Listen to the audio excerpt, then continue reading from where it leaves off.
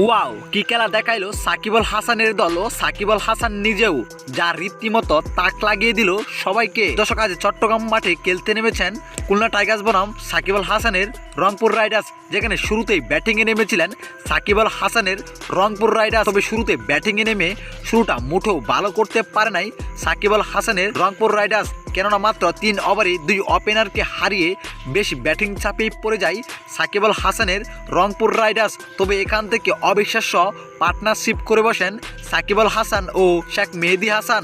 তাদের দুজনের পার্টনারশিপে পার সমান রান করেছেন রংপুর রাইডার্স, যেখানে সাকিব আল হাসান মাত্র 20 বলেই নিজের হাফ সেঞ্চুরি পূরণ করেছিলেন তিনি। তবে ইনিংসের 11তম ওভারে ক্যাচ আউট হয়ে টেবিলে এনে ফিরেন তিনি। এদিন সাকিব আল হাসান ফিরে যাওয়ার আগে রান করেছিলেন 31 বলে 69 রানের অসাধারণ ইনিংস। তবে এক প্রান্তে আগলে রেখে অসাধারণ ব্যাটিং করে যাচ্ছিলেন শেখ মেহেদী হাসান। তবে শেখ মেহেদিও আউট হয়ে এদিন টেবিলে এনে ফিরেন। এদিন শেখ মেহেদী করেছিলেন 36 বলে 60 রানের অসাধারণ ইনিংস। সবে শেষ দিকে নুরুল হাসান সোহানের ব্যাটিং তাণ্ডবে 200-রও বেশি রান টার্গেট দিয়েছে রংপুর রাইডার্স।